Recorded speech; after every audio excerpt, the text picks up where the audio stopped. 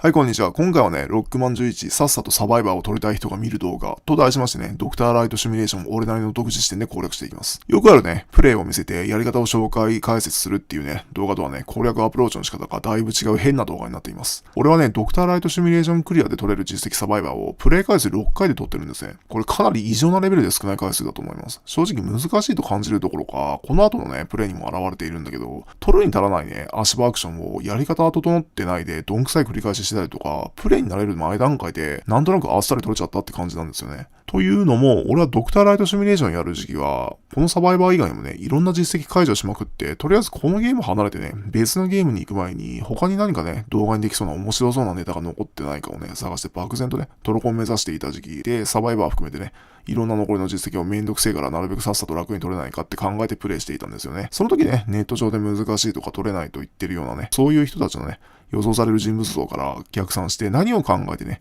何をやったかということをね、この動画で公開しています。まさにね、俺の思考、鋼思考で考えるドクターライトシミュレーション攻略動画ってわけですね。今現在ね、取れなくて苦しんでる人は一旦コントローラーを置いてね、一休みがてら気軽に見てほしいです。それでいてね、一見の価値ありの内容になっています。何か響いたらチャンネル登録よろしくお願いします。視聴するといい人はね、ドクターライトシミュレーションでクリアまでいけなくて闇かかってる人ね、それからトロコンなどのためにこの先で取る予定がある人ね、下の人はラッキーですね。ぜひサバイバーを取り始める前に見てもらいたい動画です。動画の流れとしてはガイダンスやってね、俺の初クリア時のプレイという流れでいきます。まずガイダンスやりますね。ドクターライトシミュレーションのね、実態解説、それからどうして難しいのかから考える攻略ですね。そしてね、おまけとして俺のサバイバー取得時、つまり初クリア時のプレイですね。内容はね、2機死亡、残ったゲージはバウンスボール1メモリーのみってプレイですね。まあ、しょっぽいでしょ。教えるような動画作るんだったらもっとレベル高いの見せる的なこと言いたいでしょ。だけどね、このプレイがね、これから俺が述べる攻略と親和性があって実にいいんですね。実はね、大事なことがたくさん詰まってる珠玉の会心のプレイだったと自負しています。まあこんな感じでね、始めたいと思います。じゃあね、ドクターライトシミュレーションって何って人、全30ステージ構成のロックマン技術検定ですね。30ステージすべてクリアすると実績サバイバーが解除されます。構成はね、消耗25個、ボス戦3個、回復2個で計30ステージですね。じゃあね、この実績の実態を見るために、ちょっと Steam のコミュニティをね、参考にしてみましょう。下のね、スクショ切り抜きはね、俺の Steam アカウントでログインしたもんなんだけど、構図的にね、字が小さくて分かりにくいんだけど、中段にあるね、実績の状況に書いてある通り、実績はね、50個すべて取って 100% なので、いわゆるトロコンって状態は今現在達成済みです。プレステ4だとね、50個全部揃えたら、青き英雄の期間というね、プラチナトロフィーが加わって51になるらしいけど、Xbox とかね、Steam にはそれがなくて50でコンプリートみたいなんですね。なんかもやっとしますよね。そもそもトロフィーじゃないしね。まあその辺は置いといて、注目してほしいのは、その下の実績データですね。エンブレムがあって、すべてのプレイヤーのうちね、何%が達成してるのかっていうデータが横に出てきてるんだけど、発売からね、3年経ってるゲームだから、データの状態的にね、発売初期の乱高下する変動期は確実に終わってるだろうし、かなり傾向が収束しきって安定期に入ってるって思われるんだよね。言い換えると、データはね、今後大きな変動せず、今現在確実に言える傾向だったら、今後もね、ほぼ変わらないんだろうなという最終形とみなしてもいいと思います。こっからね、現実的なことがいくつかわかるので、ちょっといくつかね、このデータの注目実績を触っていきたいと思います。まずね、注目したいのを2つほど取り上げますね。取れていないランキング33位ですね。難易度ノーマルのクリア率。要するにね、ナンバリングタイトルとして他のシリーズ作品とね、同等の格付けになる難易度でロックマン11をクリアできた人の割合は 21.5% です。これかなり意外ですよね。これ Steam で買った人、つまりダウンロードで買ってる人だから、オンラインの数と買った人の数がかなり近似してるんだろうけど、ほとんどの人がね、ワイリーの土下座までたどり着いてるかと思いきや、現実はね、ロックマン11を買った人の4人中3人強ってレベルで、コンティニューしまくってもいい条件でのクリアをできていないのが現実なんですね。これじゃあゲームセンター CX のありの課長を下手くそってバカにできないのが世間一般の感覚ですよね。続いてね、取れてないランキング9位ですね。難易度ノーマル以上のノーコンティニュークリア率が 3.2%。いわゆるね、ノーコンクリア達成者が 3.2% ですね。しかもこれセーブやり直ししても OK な条件ですから、まっとうに投資でね、毎回安定してノーコンティニューでクリアできるような人、いわゆるきちんとね、クリアできるって言い切れる腕前の人って、ね、現実的にはもっと少ないと思われます。6万11はね、6万5とかね、6みたいにね、簡単って評価のシリーズでもないみたいだから、ノーコンティニューでね、クリアできるような人は立派な上級者って言って差し支えないでしょうね。ではね、そんな感じで次を見ていきましょう。前回のね、動画で扱った青木先行の達成者は 1.4% でね、全体2位ですね。そして今回扱うね、ドクターライトシミュレーションのクリア達成者は実に 1.2%。取れていないランキングで堂々の1位ですね。1.2% なんで、まあ、かなり取れていないですよね。ただね、正直取れていないランキングの3位のローラー作戦、5位の落とし物ですよ。8位のバリア内はセーフとかね、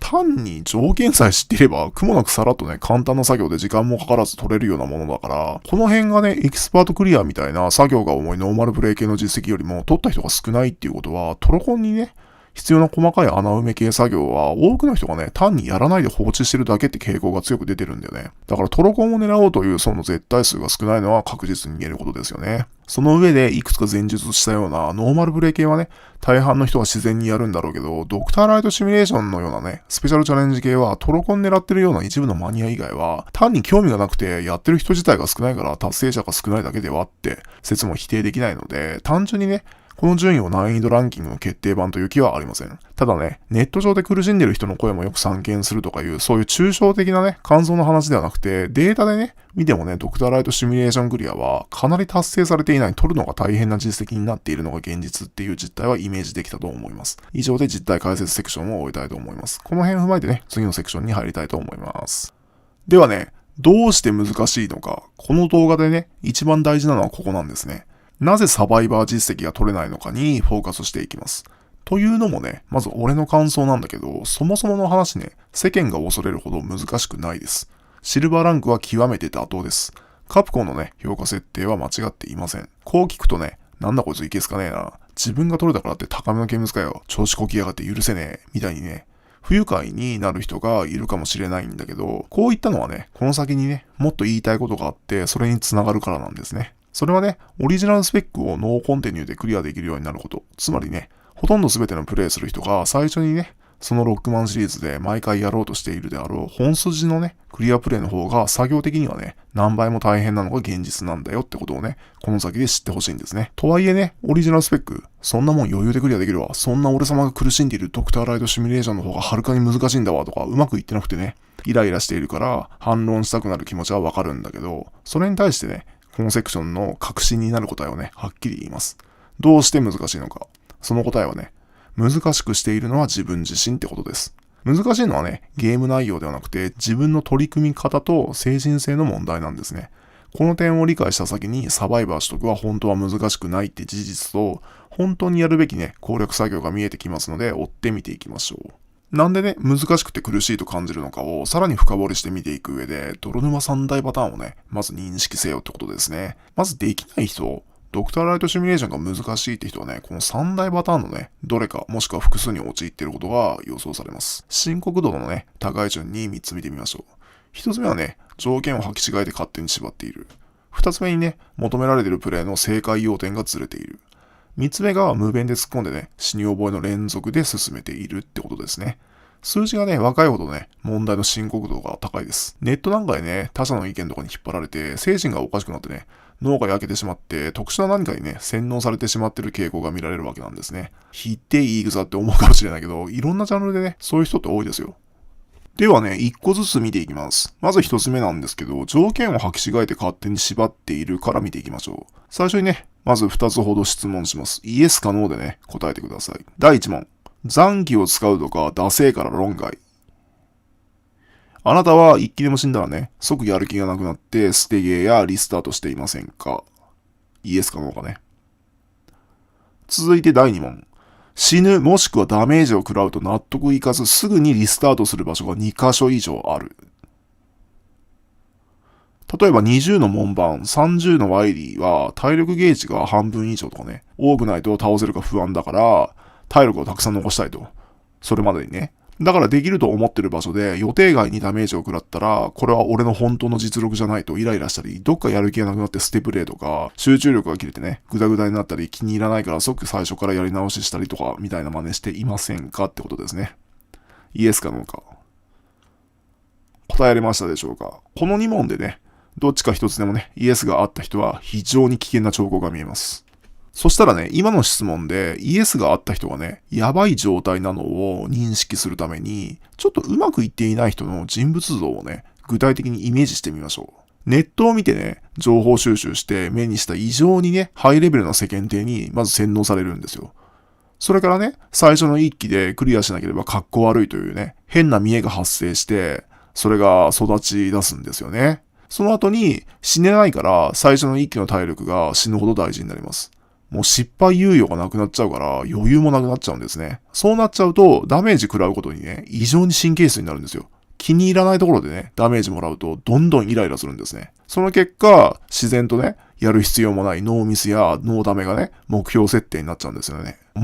もやばいのは、それをね、自分で認識できない点なんですよ。なんとなくそうじゃなきゃ嫌だってプライドで気に入らないプレイは、もう即リスタートみたいなね、行動しちゃうんですよね。まあその結果ね、自己都合による高いハードルのせいで、やり直し回数が激増すると。で、全然成功できないからイライラして苦しいと。それでクリアできない。もしくはクリアできても大変すぎたからドクターライトシミュレーションがね、難しいと認定している。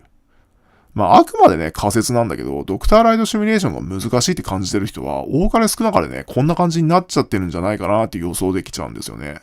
そういうね、反面教師な人物像のイメージを踏まえて、改めて冷静になりたいのですが、そもそもなんで死んだらダメなのってことですね。まずノーミスクリアなんてサバイバーの獲得条件として求められていません。勝手にね、獲得条件としてね、必要のない一気も死なないかっこいいプレイ設定を自分で設けてね、その結果、本来の自分の実力じゃ食らうはずがないと思い込んでいるね、途中のステージでボス戦にね、たくさん残しておきたい体力が削り取られていくと、焦ったり悔しがったり、ムカついたり、緊張してイライラしたりするみたいなね、ネガティブな精神状態になっていませんかって話ですね。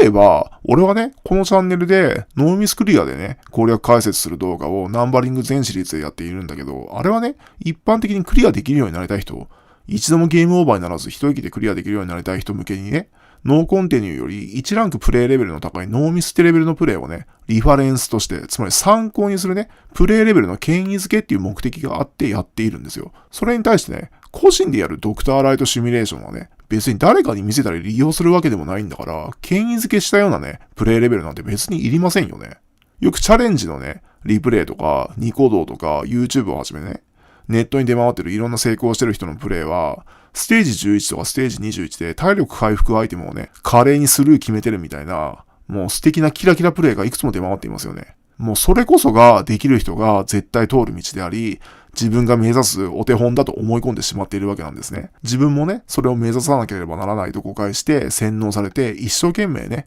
それに倣って進行して近づくことを目指してしまうんですね。要するにね、それはもうね、サバイバーの実績を取ることが目的ではなくてね、素敵キラキラプレイができる素敵でキラキラしている自分になることが目的になってしまっているんですね。別におはようからお休みまで健やかな毎日を過ごす素敵なあなたを目指すのは一向に構わないんだけど、そういうね、意識高い系のプレイを自分で勝手に設定してハードルを上げた挙句にね、いつまで経っても満足いくプレイができずに、やり直し回数が増えて、イライラしてサバイバーが取れない。もしくは取るのがすごく大変だったから、ドクターライトシミュレーションは一般論として一番難しい。ゴールド評価じゃないのはおかしいみたいな主張をされても、第三者目線でね、客観的に見たら、それってドクターライトシミュレーションが難しいんじゃなくて、単にあなた個人の満足度の問題じゃないのとしか言いようがないですよね。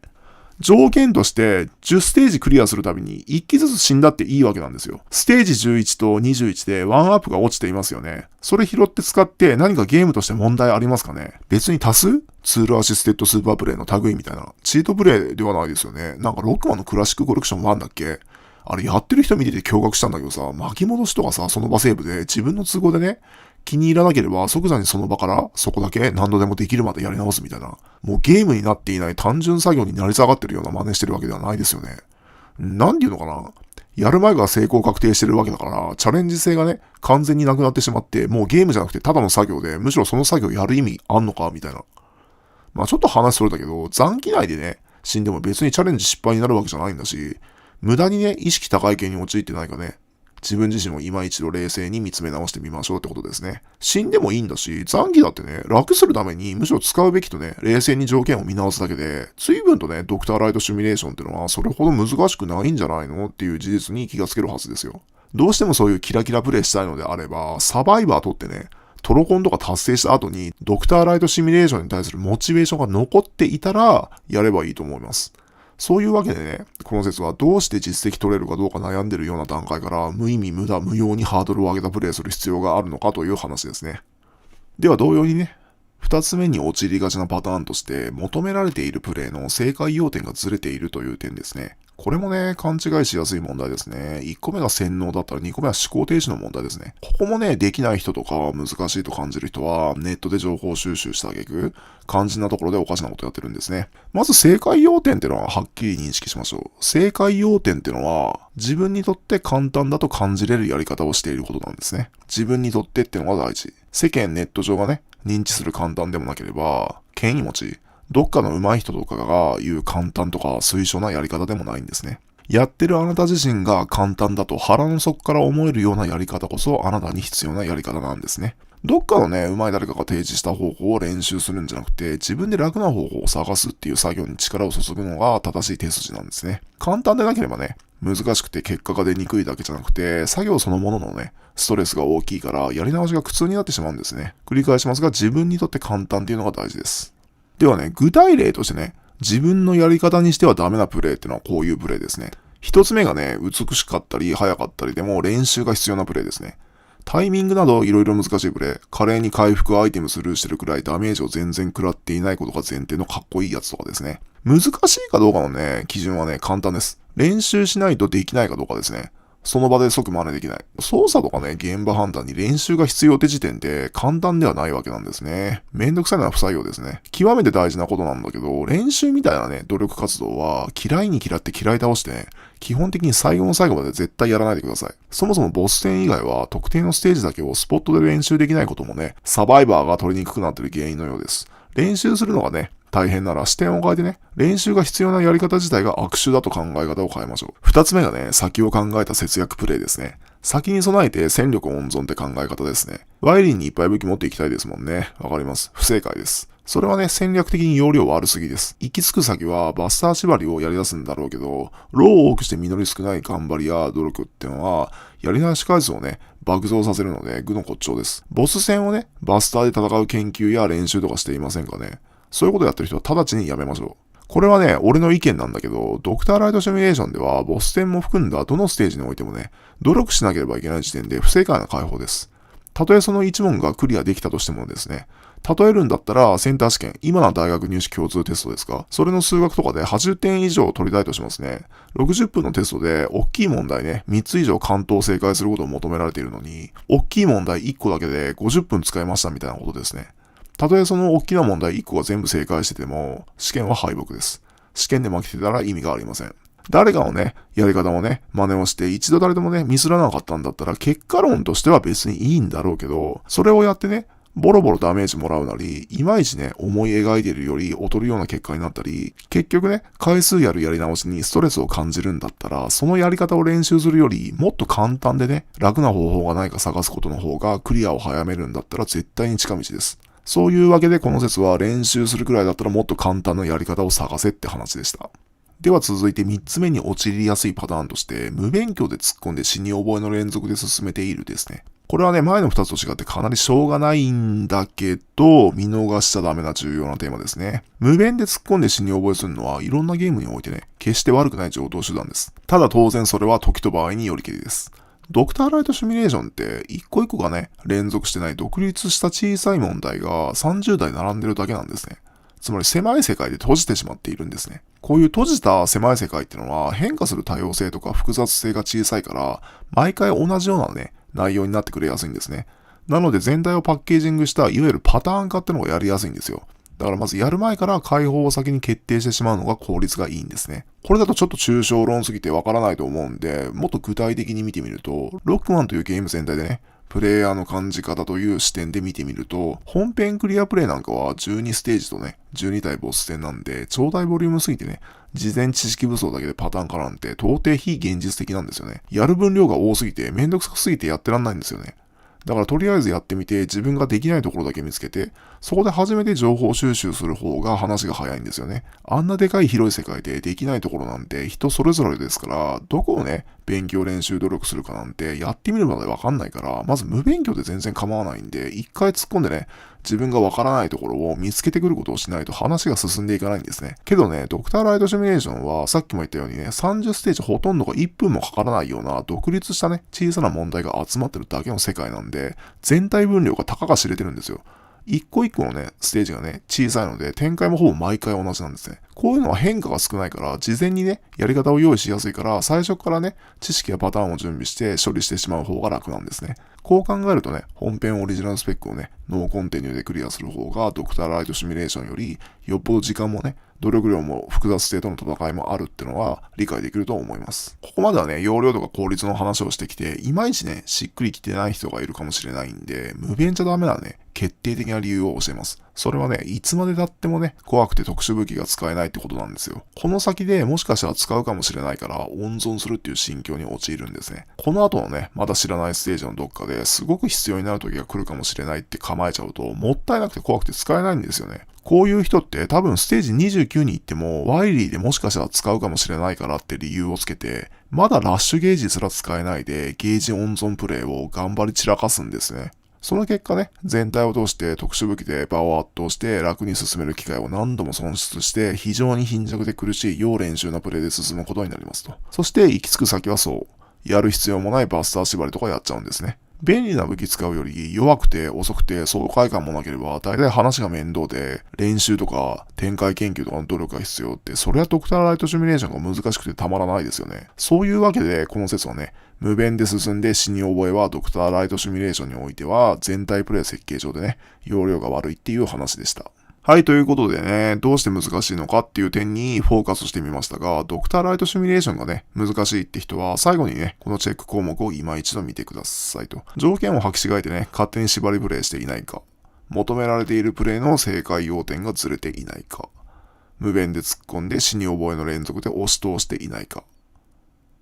素直にね、自分を見つめ直してみましょう。イエスがね、1個でもあったらこの動画を見た価値があります。ではね、この辺を逆手にとってね、次のセクションからは攻略編をまとめていきます。俺だったらね、どうやってるのかっていう実例解説ですね。もうこの動画のね、メイン部分は終わってるんで、あとは気楽にご視聴ください。ではね、攻略編です。前述までのね、難しい理由から言えることとして、攻略はね、ステージごとにね、自分に合った解放を作ることなんですね。そしてね、残機もゲージも自分が楽するために使うということは念頭に置いておきましょう。この後に及んでね、まだ初見プレイが偉いからどうしたこうした的なね、宗教汚染されたことを言ってる人がいそうですが、ロックマンなんて難しいんだから初見じゃボコられて当たり前です。ボコられた先に立ち上がってどんだけ伸びたかってところにそのプレイヤーの価値が現れるんです。初見でどうにかなっても、それはただ単にね、その場で運が良かっただけで、俺はその人が上手いなんて微塵にも思いません。おかしなね、世間体やね、宗教に縛られて、害悪にしかなってない見栄を育てるなってことはね、攻略編の冒頭なので、改めてね、注意喚起しておきます。ではね、話を戻してやる作業はね、大きく2つだけですね。まず1つ目、やる前からね、設問と答えを見て解放を決めてしまおうということですね。定型のね、狭い世界で死に覚えとか冒険は無用です。さっさと終える。やる分量がね、少ないから自分のできる場所とできない場所のね、区分け調査しないで全部予習してね、最初から予定組んじゃった方が現実的に短時間で終わります。さらに言うとね、ドクターライトシミュレーションはスポット練習ができないんですね。そのステージに行くまでの全ステージが毎回のやり直しについてきちゃうんですね。無弁死に覚えじゃ試行錯誤するにあたり時間の無駄が多すぎるってのは前節までに話した通りですね。プレイする前にこの後の俺のプレイ動画で最初からね30ステージ通してみてどんなステージがあるのかを確認してしまいましょう。そしてね、回復ステージ2つとボスステージ3つ以外の25ステージでね、あなたがプレイするときにやる解放を事前に決めてからスタートしましょうってことですね。俺のプレイを見てね、もっと簡単になんないのそれって思ったら他の人のプレイ動画を見てみるみたいな流れでいいと思います。二つ目がね、自分が決めた解放が簡単であるかどうかをね、やりながら感覚で吟味することですね。指標はね、やり直しにね、苦痛を感じるかどうかです。やり直しにね、苦痛を感じるんだったら選んだやり方が危険信号ですね。本当に簡単だったらやり直しは苦痛になりません。取るに足らないようなものに脅威は感じないからですね。やっぱり自分のね、希望と感じ方っていうのは多少ずれていて、難しいとね、やってて何かしらね、精神的な抵抗があります。なんかミスが多くてイライラしだしたら見え張ってないかということとか、自分にとってね、難しいことをやっていないかっていうのは今一度疑ってみましょう。しつこいようだけど、簡単じゃないとか練習しなきゃできないっていうやり方は不正解解放です。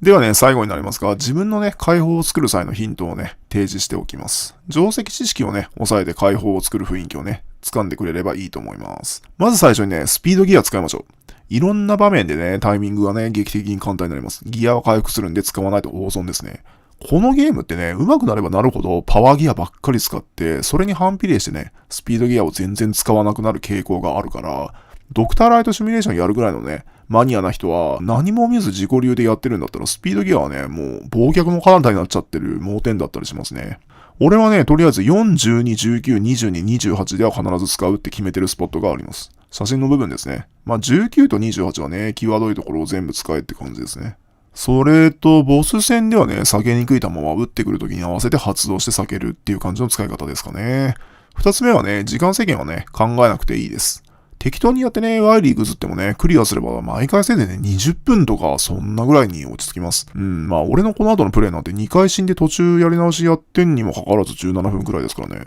むしろ30分かけるとかね、逆に大変です。つまりね、実績取りたいだけだったら、早い方法なんていらないし、考える必要はないのが現実ってことですね。余計なところにリソースを使うのはやめましょう。それから次に3つ目ですね。まず敵を倒す系のね、ステージで使う特殊武器を割り振ってしまいましょうってことですね。敵を倒す系ステージはね、即死とかない分、ダメージをもらいやすい傾向があります。ゲージをね、使って強く有利なね、便利な武器で楽して手っ取り早く買った方がいいですね。敵を倒す系ステージはね、6つですね。1、5、15、17、23、25ですね。1はね、いくらなんでも言うことないですね。